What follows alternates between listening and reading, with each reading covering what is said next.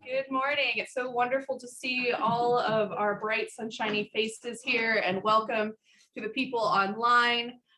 We are in week 3 of this lecture series by our esteemed Dr. Burns, and we're so grateful that he has come back to join us for one last time this time, but hopefully not the last time ever.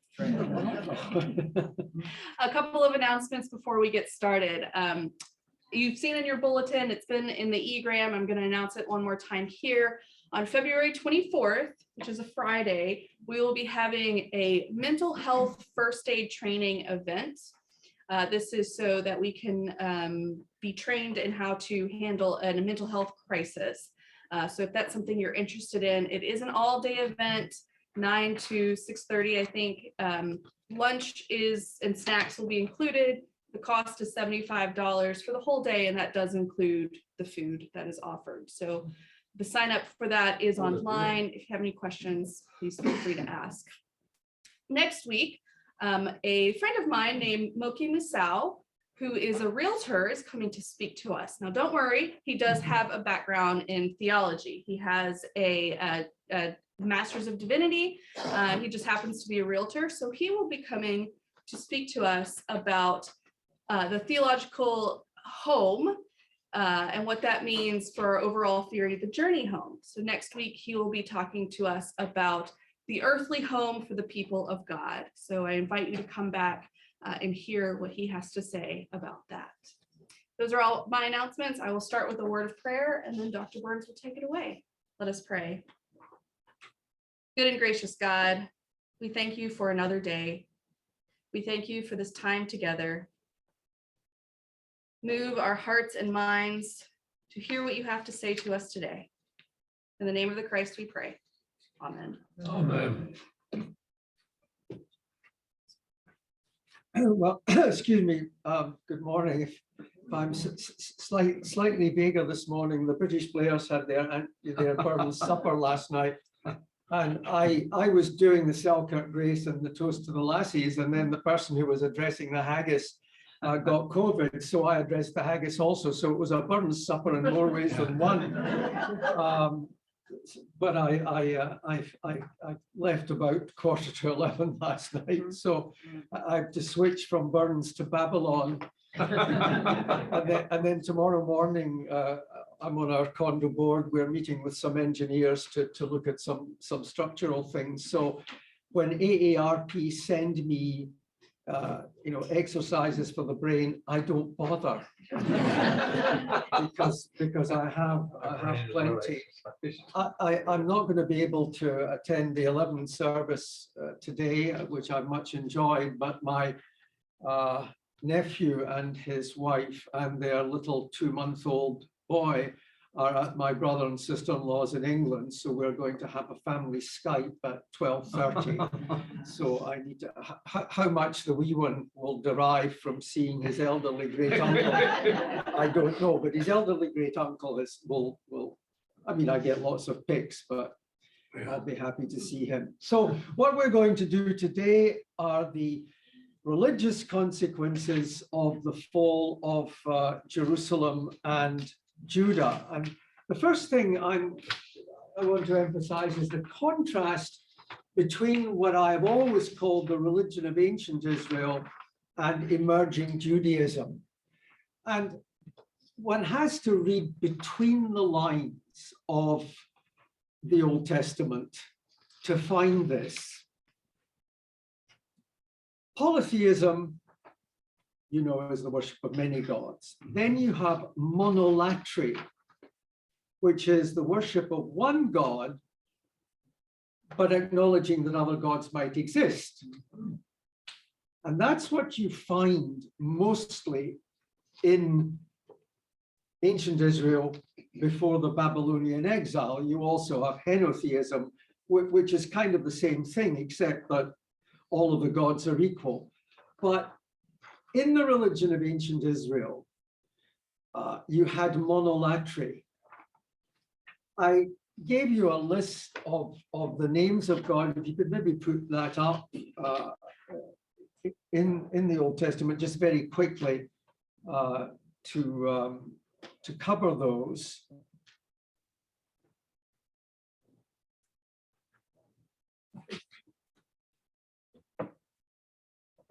She also printed them out. So quickly, the name Ale, which is just the, we lost it. I'm sorry, I'm trying to get the font, Go bigger. Oh, good. Yes. Well, the name Ale is simply the common Semitic word for God. For example, in classical Arabic, Al-Ilah, it just means the God, and it's allied to Allah. And in the early names of the Hebrew Bible, like Samuel, Nathaniel, Elkanah, it appears a lot. Then he gets a superlative, El Elyon, which just means God Most High. The most important one, of course, is Yahweh, and that's the name. That is the actual name that's given to God in Judaism. Nobody knows exactly what it means. It might be a verbal form of the verb to be, a causative, he who causes to be, he who brings things into being. But there's a bit of dispute about that. And of course, the Jews do not say that when they're reading it out of respect. They say Adonai, which just means Lord. And in the Hebrew Bible, there's usually no vowel pointing out of respect. But this is the common name. And it appears as Yahu, it appears as Yeho, it appears as Yah, as in Yochanan, which is my name, God is gracious, which, you know, those who know me kind of dispute. You get Jonathan, Jonathan. It appears at the end of names, usually IEH in English, Jeremiah, Azariah, Uzziah. You get that. So, and this is the dynastic God of Israel and Judah, and it's very clear in the Hebrew Bible that these two gods, the El and Yahweh, merge together and become one. The Yahweh is a kind of incomer. You know, in the Exodus traditions, Moses stops off in Midian, where he marries the daughter of the priest of Midian. And it seems clear from early poetry in the Hebrew Bible, where we're told that Yahweh comes from Sinai or Timan or Paran, that he was a local deity in that area who became the patron of a group that were moving between Egypt and ultimately what would become Israel. And they took his traditions into Canaan. And then they ultimately became the dominant tradition after he merged with El. Elohim is simply a collective name. It takes a singular verb, but it's a plural noun, and it just means God. And that's the one that you get at the beginning of Genesis. You know, Bereshit bara Elohim, in the beginning, when Elohim began to create. El Shaddai, mountain God, not often. Could we scroll it up a wee bit, thanks? That's fine. The goddess Asherah appears quite a lot in the Hebrew Bible, but always in a negative context. You know, the Israelites are always being bashed by the prophets for the cult of Asherah. She is the wife of El in Canaanite tradition. And it's clear that, as I think I said earlier, that she was the responsibility of the queen mother of the Gevira. She was responsible for the cult of Asherah. After the exile, there's no longer a royal cult, of course, and her feminine attributes of maternity, fertility, compassion, all centered in the womb, are actually taken over by God. The other god that appears a lot in the Old Testament, Baal, is simply the Hebrew word, common Semitic word for Lord or master. The god's name is actually Hadad, but he's referred to as Baal Hadad. And he is the native Canaanite storm god that brings fertility with the autumn and spring rains. And so the conflict that you find in the Hebrew Bible, interestingly, between Yahweh and El, notably in Elijah on Mount Carmel, where, who's going to bring the rain first, is because that Yahweh is an incoming deity. They already have somebody who does this. But Elijah, and of course Elijah's name means my God is Yahweh, Eli, my God, Yahu is mine. So he's not having that. And that's the basis of that famous story of rainmaking on Mount Carmel.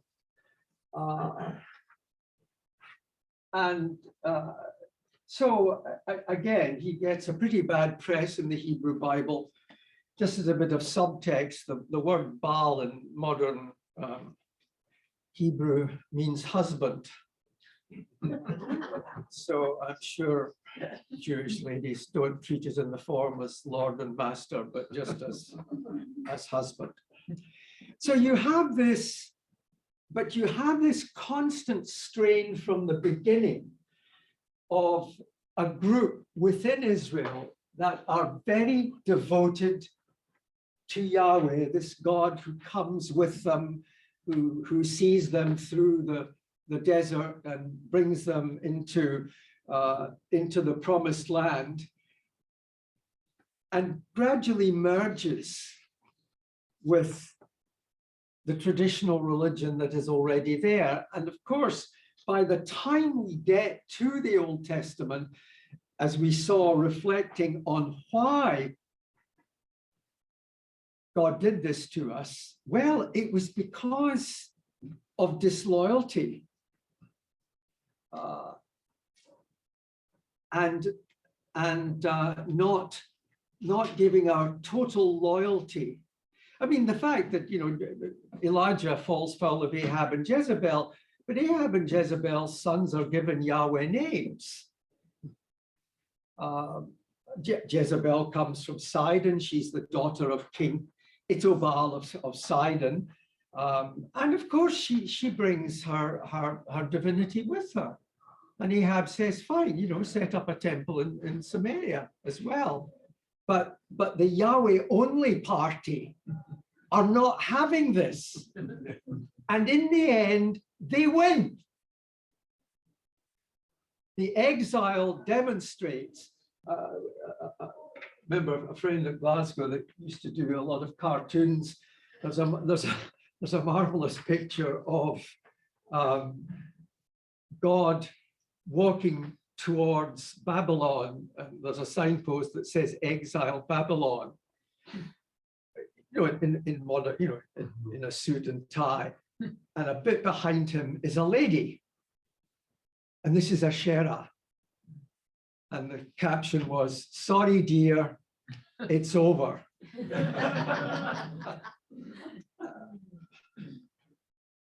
And so what we then now do is find the shift towards monotheism. Monolatry, I mean, Jeremiah recognizes the fact that the Moabites across Jordan, they have their own god, a chap called Chemosh. The Ammonites have their own god, a chap called Milcom.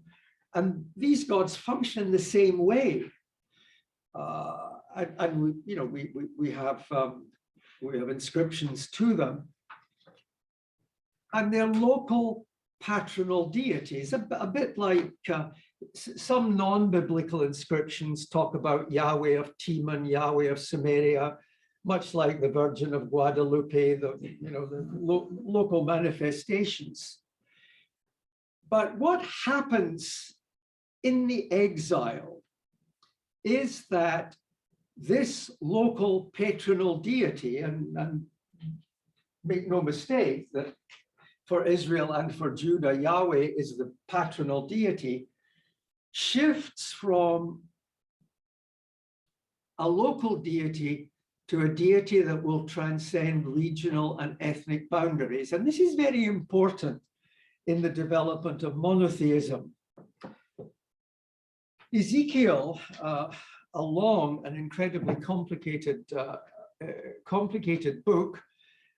In chapter 10 of Ezekiel, that's the chapter where God's glory leaves Jerusalem. Ezekiel is a pretty key figure. He is taken to Babylon in 597 in the first exile, not the second one, not the destructive one, but he's already there. And in chapter 10, which actually precedes chapter 1 chronologically, but don't bother about that, just take it from me. It's the chapter in which God's glory leaves Jerusalem. And there's this, throne with wheels and the cherubs round it and fire and all of these other things. And they rise up, and it says, the glory of the Lord went from the threshold of the temple and stopped above the cherubim. And then this vision of God moves from Jerusalem and settles in Babylon, which is very significant. And so in chapter 1 of Ezekiel, which he dates as I was among the exiles by the river Kebar, the heavens were opened and I saw visions of the Lord. And that's the famous wheeled chariot with an appearance of God. In Isaiah chapter 6, remember, in the year that King Uzziah died, I saw the Lord, who's really just this enormous figure sitting in the temple, anthropomorphic, humanized. But by the time you get to Ezekiel, anthropomorphic perceptions of God are leaving. And in chapter 1, he says, this was the appearance of the likeness of the glory of God. So you're getting layered stages, moving towards monotheism. And so the Jews who go to Babylon, the Jews who go to Egypt, they take God with them. And he now transcends national boundaries and becomes a mobile deity, which is a big step towards monotheism. And then taking an enormous jump from Ezekiel to Isaiah chapters 40 through 55. These are the writings of an unknown prophet. We don't know his name. Probably in the time of Cyrus. His aim in these chapters is to get the Jews to go back to Jerusalem and Judah. Famously, the chapter 40 begins, comfort ye my people. So expertly set by Mr. Handel to music. And chapter 40 is an echo of the Exodus. A voice cries in the wilderness, Kol Kareh B'midbar, a voice cries out in the wilderness, prepare the way of the Lord. And Isaiah chapter 40 sets out a universalist monotheism. Asherah's left behind, Baal is still giving his life-giving rains, but there's this tremendous shift to a universalist monotheism amongst the exiles in Babylon and probably around about 530, 540 BC. If you have time, do read Isaiah 40, because what he does is he talks about creation, and then he talks about the comparison of God. To whom will you liken God? I like the New Revised Standard Version. It's a good translation. To whom will you liken God? What likeness compare with him? An image. And Isaiah 40 through 55 puts the boot in the traditional construction of images, which of course was extremely important in the ancient Near East and in Mesopotamia when new images of the deities were being made. These were constructed in the temple workshops. They were accompanied by prayer, by sacrifices.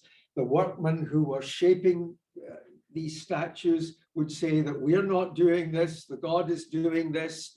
They would be taken out, they would be washed in the Euphrates, and then they would be put into the temples. And when they had to be taken out for refurbishment, tidying up, this was a bad time. The myth was that they were going into the underworld and the whole cosmos would become unstable. And prophets like Isaiah knew perfectly well that the Babylonians didn't believe that the statue was actually the god, but they used that as ammunition, an image. A workman casts it, a goldsmith overlays it.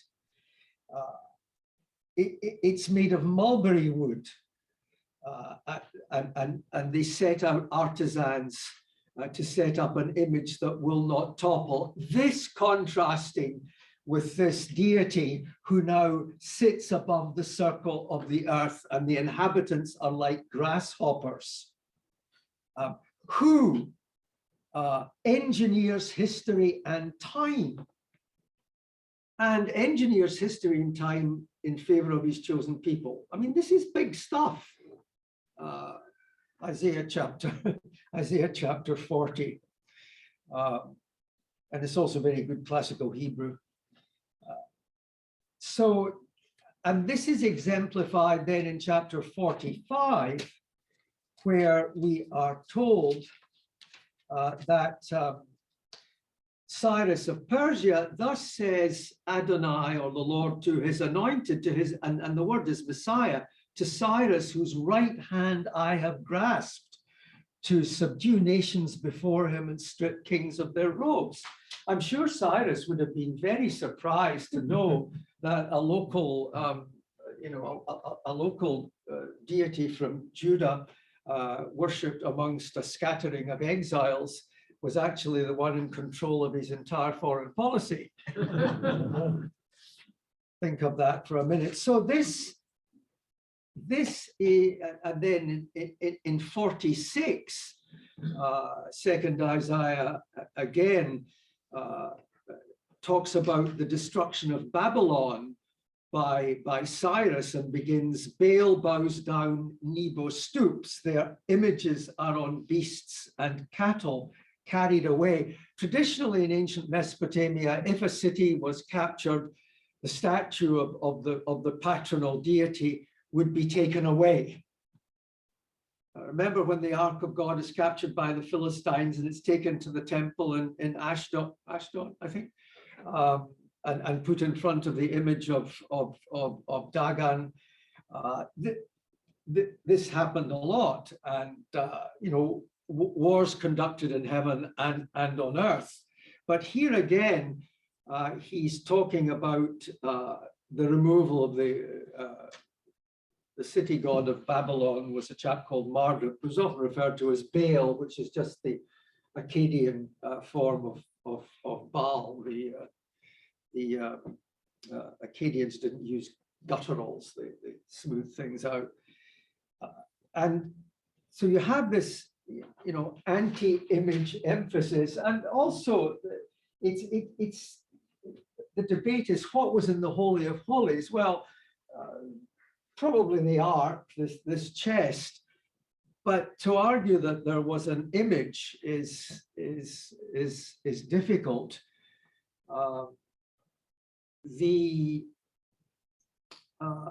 It seems that the ark was kind of totem of the presence of God. Let's watch my time. There was in the 19th century, there was a Scots professor at Aberdeen, William Robertson Smith, and he toured Syria and the Negev area, and he researched the religion, the history of the religion of the Arab tribes who lived there. and in most cases, they had totems.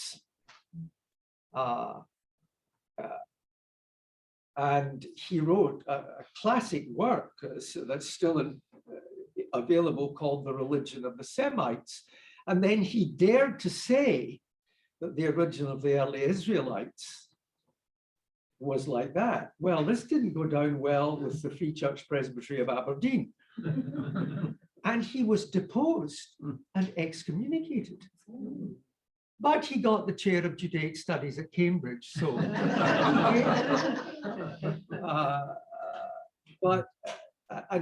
and he argued that the ark, was one of these totems. And the interesting thing is that the groups in Babylon, and we know so much less about the diaspora in Egypt, they survived without these things. And it's from Babylon that we get this development into a universalist monotheism, which will then be transmitted, of course, to Christianity, and then ultimately to Islam. And so the universalist monotheism is a critique of Israel's past, and opens up the future to the idea that God is movable. And as I say, Isaiah 40 through 55 is well worth a read if you have time and energy. Any questions? Oh, well. I have one. Yes, ma'am. This doesn't pertain to what you're talking. Can you explain the 3-in-1 which we developed in Christianity? I know I shouldn't ask that one. Well, How long do we have? I really, Don't worry about it, forget it. we in our graduate, we had I created a graduate degree in the individualized studies program, religion, culture, and values. And one of my graduate courses was the great shifts in the Western religious tradition. And one of these shifts in Christianity was, how does Jesus become God? And it took me 15 weeks. and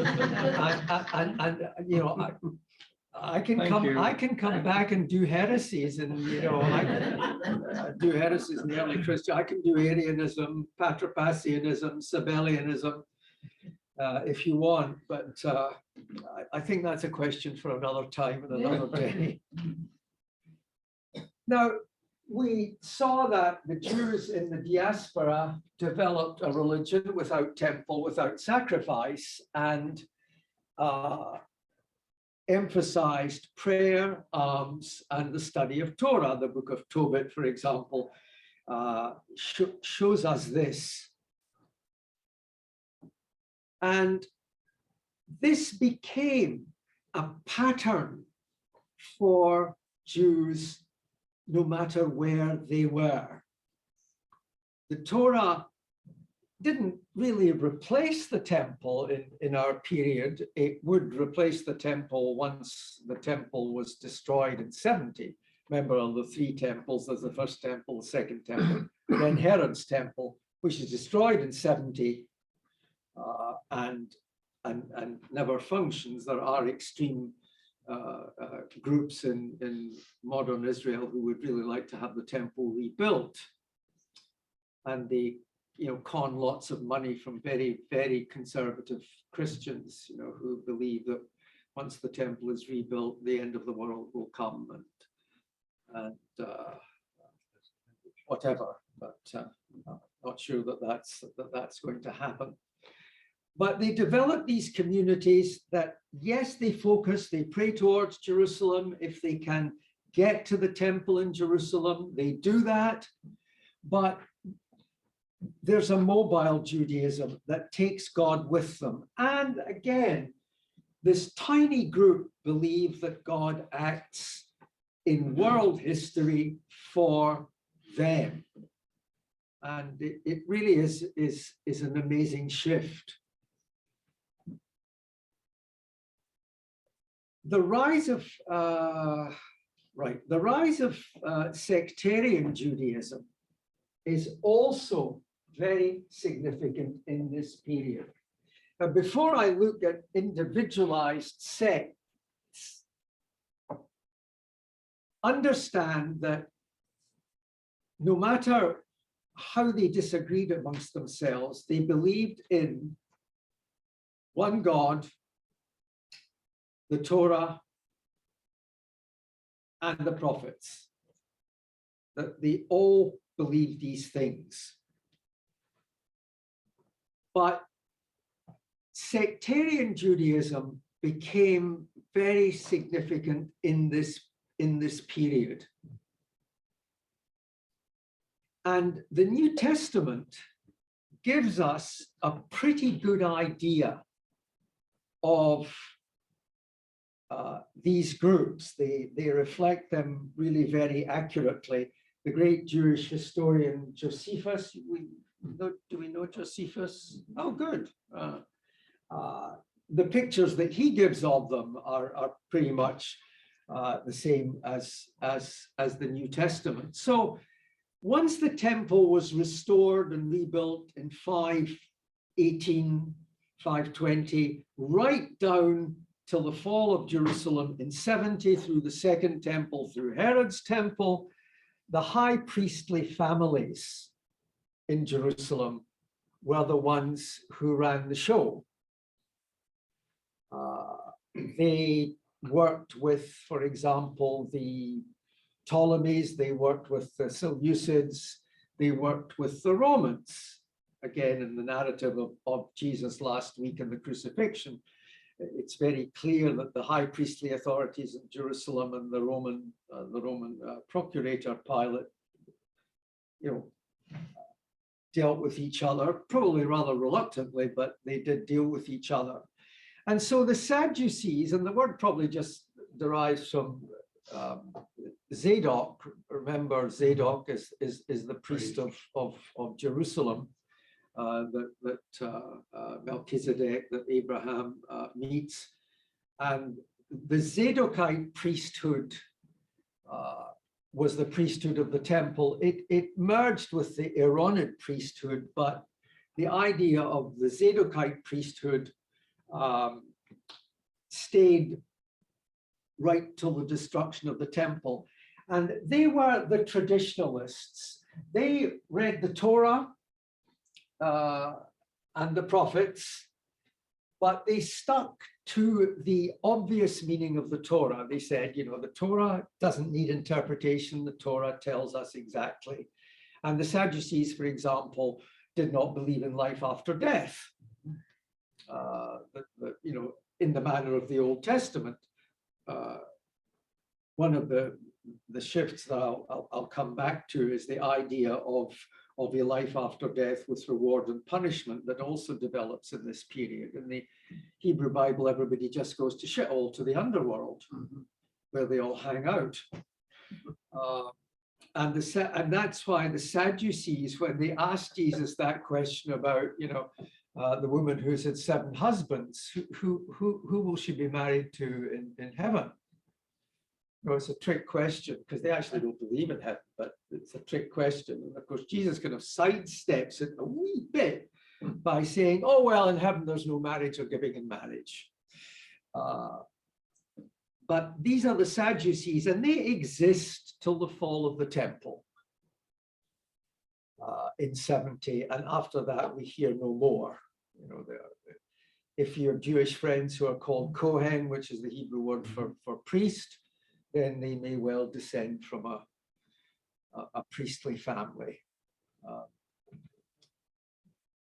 In my first year at Mason, in my Old Testament class, I had these 3 Jewish ladies whose kids were either just off to college or finalizing high school, and they were sort of dusting their hands and saying, I'm going to treat myself. And they were taking degrees at Mason. And I used to call them my mothers in Israel, because and one family I became very, very close to, still am, although they're scattered, and always had Passover with them. But and they were Cohen, but Reformed Jews, because Sue was a Methodist from Ohio. It was Ned, her husband, and of course in Judaism, you know, it goes through the mother. So it was Ned that was from New York, whose mother would bury tainted china in the back garden. So these were the Sadducees. Then we have the emergence of the Pharisees, and the Pharisees are around long before the time of Jesus. They're around in the about maybe 100 BC.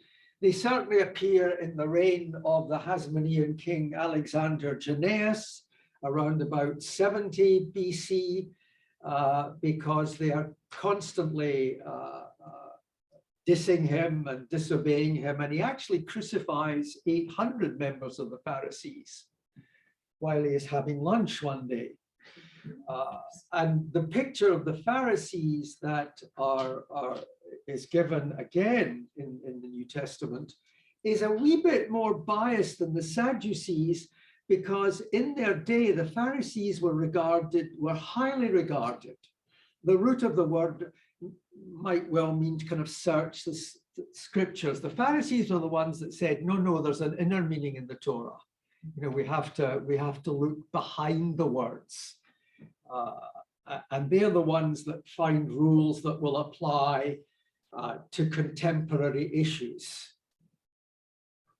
And in the New Testament, they're often, you know, in the Gospels, they're seen as opponents.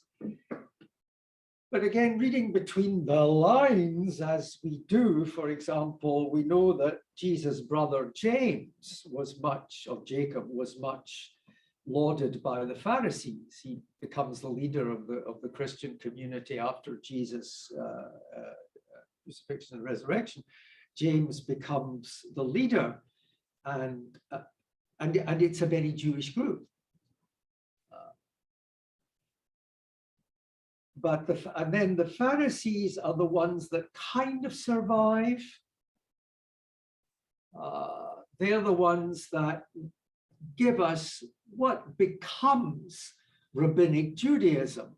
I mean, rabbi, as I'm sure you know, just means sir. It's just a title. The root means big, large, great. The Akkadian gods are called the Elani Rabuti, the big gods. And so rabbi just means sir. And it's the Pharisees who stop calling themselves this, of course, who are the ones that survive the fall of the temple and who set up what will become the rabbinic Judaism that we know. Although, of course, as you know, I'm sure you have friends who are Reformed Jews, you may have friends who are conservative Jews. I'm not sure if you're close to very Orthodox Jews, but they're all rabbinic Jews. And so the Sadducees, importantly, and the Pharisees represent two sects in emerging Judaism. The Hasidim, Chesed is a hard-working Hebrew word. It means grace, it means loyalty, it means piety. It can mean almost anything you want it to mean, depending on the context. But these are Jews that appear, Jewish groups that appear. Remember, I was telling you that around 170, the Seleucid emperor Antiochus IV, attacked Jerusalem, forbade the reading of the Torah, forbade circumcision and dietary laws, and resisted by the family, the Hashmon family, the Maccabean family.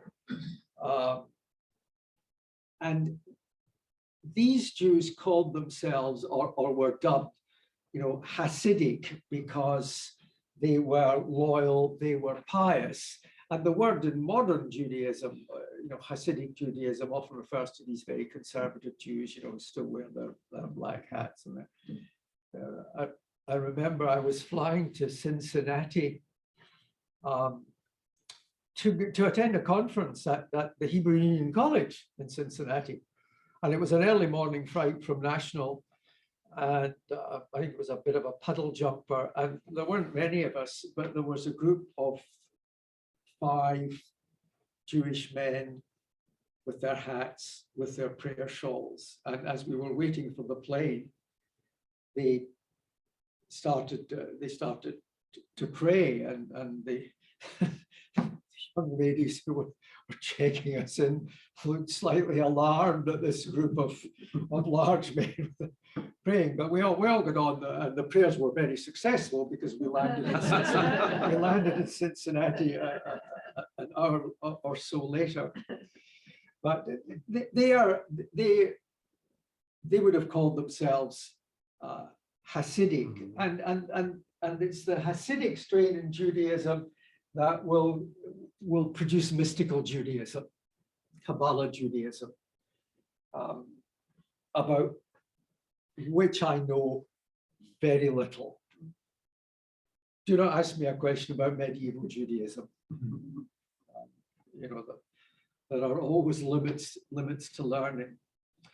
You have the community at the Dead Sea, which of course gets so much press, and they are an interesting group. They talk about their founder, not by name, but they call him the teacher of righteousness. There are 2 characters in their texts, the teacher of righteousness and the wicked priest. We don't know exactly who these people were. Dead Sea Scroll scholars, of whom I am not one, date the founding of the community as we know it, maybe from shortly after the reign of this rather dreadful Antiochus Epiphanes, the wicked Seleucid emperor, and then the founding of the Maccabean dynasty, the Hasmonean dynasty.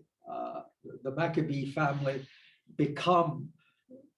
give Judah its last kind of independent existence from about 164 down to 63 when they're conquered by the Roman general Pompey. And they establish a dynasty that's called the Maccabean or the Hasmonean dynasty. The family name is Hashmon.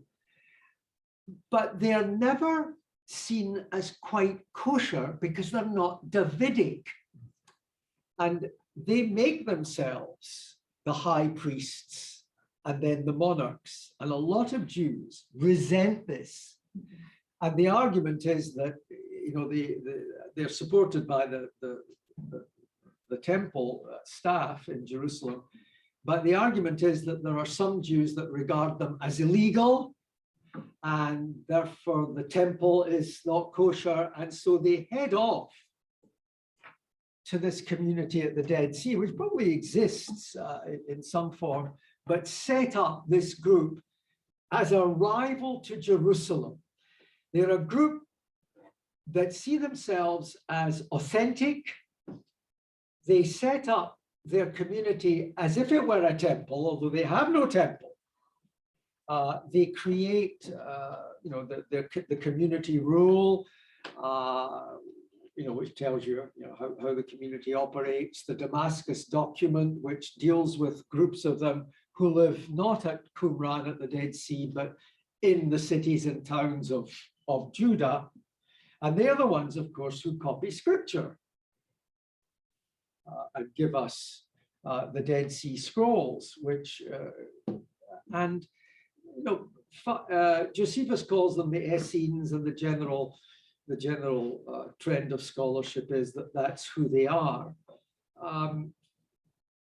Big arguments, did Jesus know about them? Did Paul know about them? Very probably. I mean, it's a tiny country. It's only about 30 miles from Jerusalem. So people must have known about them. But they are the ones whose writings show us most clearly, you know, the great shifts to a universalist monotheism, the idea of the true community. The Babylonian exiles who hung on, and you read this in Ezra and Nehemiah, when they send people back from Babylon to Judea and Jerusalem, they see themselves as the surviving remnant. It's the martyr complex. And when they go back, of course, they find that things haven't changed all that much. Mrs. God is still lurking in the wings. And they see themselves as the true Israel. And so what happens is that the Pharisees see themselves as that, the Sadducees see themselves as that, the Dead Sea community see themselves as the true remnant. I mean, they call the Pharisees the peddlers in lies, the seekers of smooth things. And of course, the Sadducees in the temple in Jerusalem come in for a lot of abuse. But all of these groups, one God and the Torah. And Christianity emerges as one of these groups. I remember rather provocative, and I think it was the graduate class that I was talking about, rather provocatively saying to the class, Jesus wasn't a Christian. And there was a very nice African-American lady student who had taken several classes and survived from me. She was actually majoring in nursing, but this, I don't know how this was affecting her nursing, but anyway, I remember she was absolutely outraged. I said, Jesus wasn't a Christian. But in a sense, he wasn't. Wow, yeah, well, to make a little kind of ecclesiastical political comment, I noticed Alexandria Presbyterian Church down the road. I'm not sure I would get away with this there.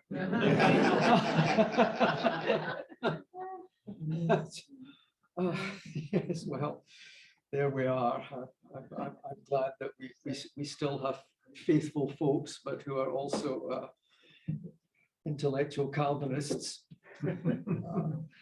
But Christianity emerges as a Jewish group. You know, there are the Dead Sea. The Dead Sea, they were a messianic community. They believed in the coming of the Messiah. They would have two: the Messiah of Aaron, who would be a priestly Messiah, the Messiah of Israel, who would be the Messiah that would drive the Romans away and usher in the new age.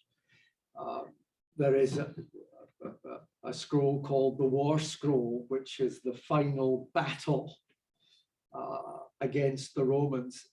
It's kind of an interesting document because it shows quite a knowledge of Roman military expertise. It's very odd, you know, the battle lines are all drawn up the way the Romans would have done it. An interesting community. True Israel. Now, the early Christians, did they see themselves as the true Israel? Well, that I'm not sure about, but they certainly saw themselves in the beginning as no more than a Jewish community. The problem for us is that the New Testament comes to us in Greek, which may or may not be a problem. Jesus spoke Palestinian Jewish Aramaic. Now, if you read Mark's Gospel, for example, you can see that it's not somebody for whom Greek was their first language, because they follow the Semitic order. In Hebrew, Arabic, Syriac, whatever, a verb comes first in the sentence, and then the subject, and then the object. It's a BSO. They are BSO languages, and where in Hebrew you get vaihi and it came to pass, in the Greek New Testament you keep getting kai ageneto, and it came to pass when Jesus came from Galilee, he went to Jerusalem. It's very much a rendering, but more than a few words we just don't get. You know, we get Talita Kumi, little girl get up, which is perfectly good Aramaic, and when he's healing the man with the deaf ears, Ephatha, an Aramaic imperative, be opened. Hebrew verb to open is pathach, get it in Arabic, the opening surah of the Quran, Al-Fatiha. But you get these snippets of the original words. And we must never underestimate memory.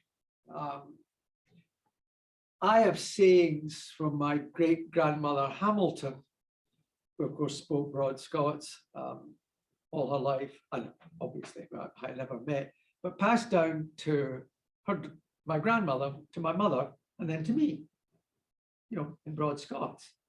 And you know, sayings of my grandmother Barclay, the same. And so we can't, although we can't trace these things, it's a bit like the survival of the text of you know, Isaiah and the rest of the Hebrew Bible. That the Gospels are firmly connected to Jesus and his words and memory of them. I doubt if an Aramaic Gospel is going to pop up. I wish it would, but you know, if wishes were horses. They've just discovered, you know, the excavations at Saqqara in Egypt that are going on just now, they've just discovered a 52-foot long papyrus of the Book of the Dead. Only if we could discover something like that in, you know, in Israel, but